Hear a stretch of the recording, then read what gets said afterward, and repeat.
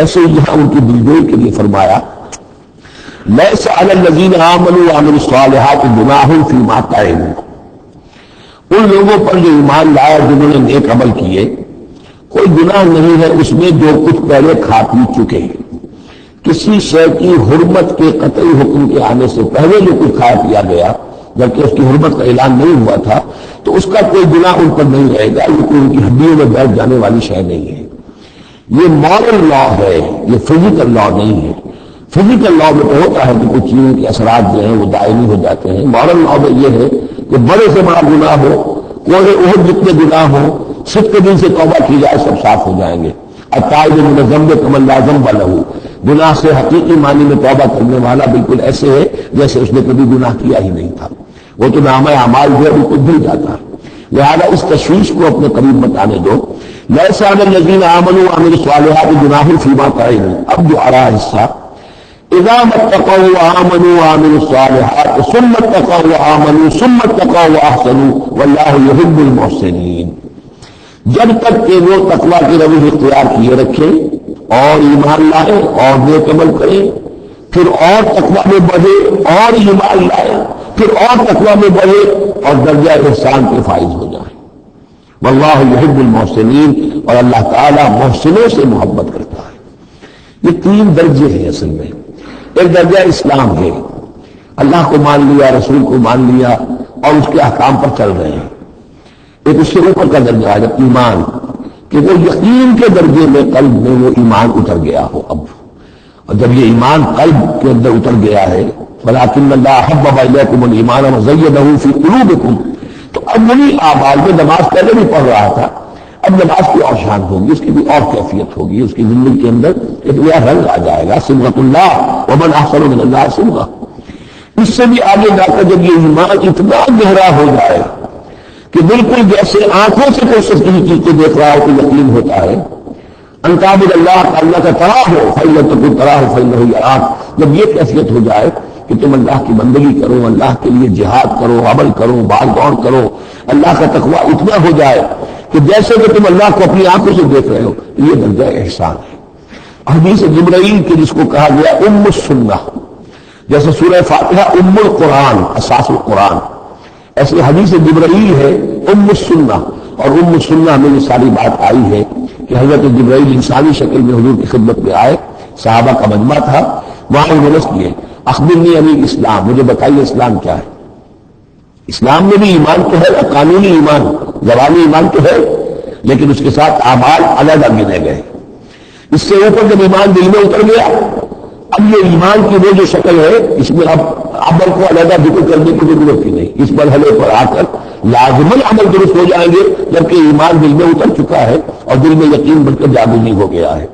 اور پھر اور گہرا چلا گیا۔ یہ سمجھیے کہ جتنا جتنا درخت اوپر جا رہا ہے جڑ نیچے جا رہی ہے نا، جب اور ایمان کی گہری ہوئی اسلام سے ایمان بن گیا، اور گہری ہوئی، اب یہ تیسری منزل احسان کی اس پر فائز ہو گئی۔ جب پوچھا گیا کہ اخبرنی عن الاحسان، اے نبی مجھے بتائیے احسان کیا ہے، تو آپ نے جواب دیا، اور یہ جواب تین روایتوں میں تین مختلف الفاظ میں ہے۔ ان تعمل باللہ کانک تراہ، ان تخشى اللہ کانک تراہ، ان تعبد اللہ کانک تراہ فإن لم تكن تراہ فإنه يراك، یہ تینوں میں ہے۔ اللہ کی بندگی، اللہ کی پرستش، اللہ کے لیے بھاگ دوڑ، اللہ کے لیے عمل، اللہ کے لیے جہاد،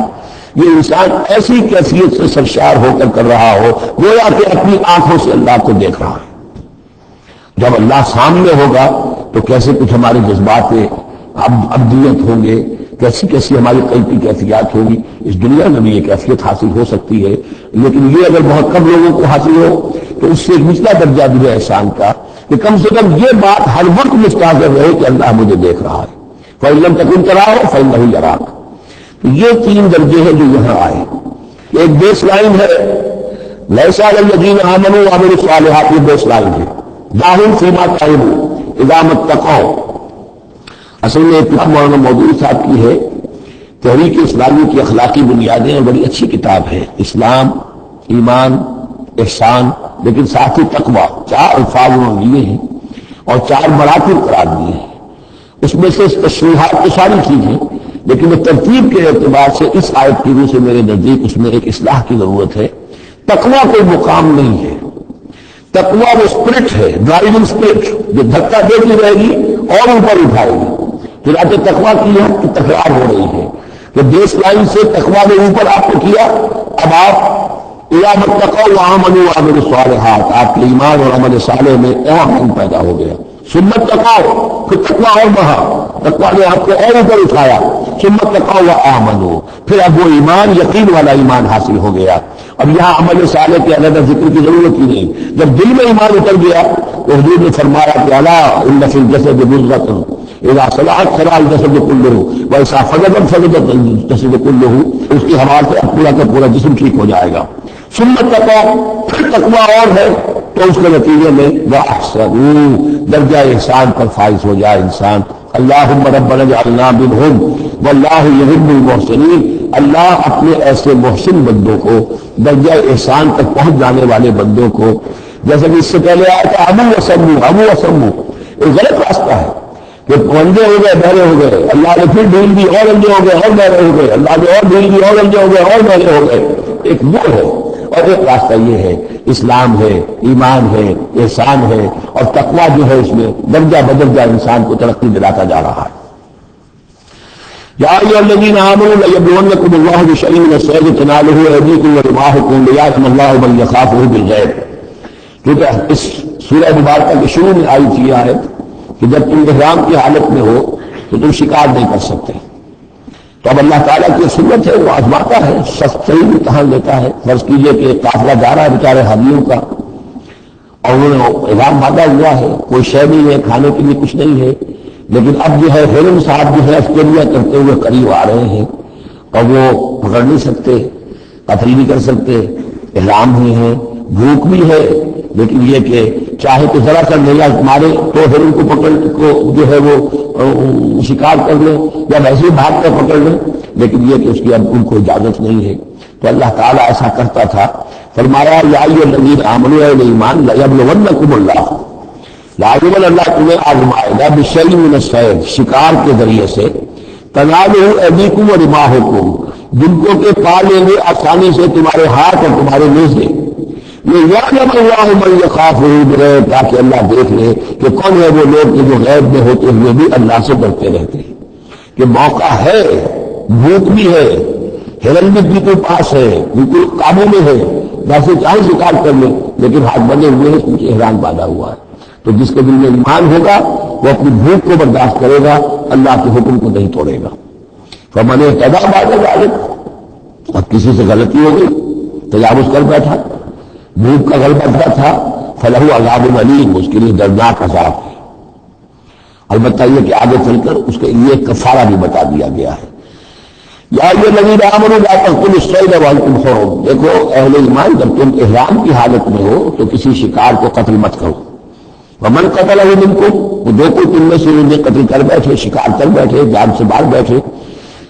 متعمداً جان بوجھ کر، فجزاء مثل ما قتل من النعم، تو پھر اس کا کفارہ ہوگا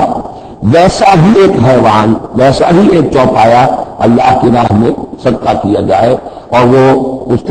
کا گویا کہ کفارہ بنا دیا جائے۔ کیسا ہے کہ اگر آپ نے ہرن مارا ہے تو پھر بکری یا بھیڑ، نیل گائے اگر مارنی ہے تو پھر گائے، اسی طریقے سے جس قسم کا، جس سائز کا اور جس اسٹیچر کا آپ نے وہ حیوان جو شکار کیا اسی کا، اسے برابر کا چوپایا دینا ہوگا۔ فجزاء مثل ما قتل من النعم یحکم بہ ذوی عدل منکم، دو آدمی تمہارے جو ہوں معتبر، وہ چاہیے کہ وہ اس کی گواہی دے کہ ہاں یہ جانور جو اس نے شکار کیا ہے یہ اس کے برابر ہو جائے گا۔ حجم بالغ الکعبہ، اور یہ حدی ہوگی اب یہ جانور کعبے تک اس کا پہنچنا ہے، کعبے کی نظر ہوگا یہ، اور کفارۃ، یا پھر اس کا ایک کفارہ اور بھی ہے، طعام مساکین، کچھ مساکین کو کھانا کھلانا، صدقہ فطر کے حساب سے ہے یہ فقہا نے لکھا ہے، اور عدل ذالک صیام، یا اتنے ہی روزے رکھنا۔ وہ بھی دیکھنا ہوگا کہ جانور جو تھا، بکری تھی، ہرن تھا، کتنے آدمی اس کو کھا سکتے تھے، اتنے آدمیوں کو کھانا کھلاؤ، یا پھر اتنے دن کے جو ہے وہ عدل ذالک صیام، روزے رکھو، یہ کا وبال امرہ، تاکہ وہ اپنے کیے کا جو کی سزا جو ہے وہ پالے۔ عفا اللہ عما سلف، اللہ معاف کر چکا ہے جو کچھ کے پہلے ہو چکا. ومن عادا، لیکن جو پھر ابھی دوبارہ کرے گا، اعادہ کرے گا، فین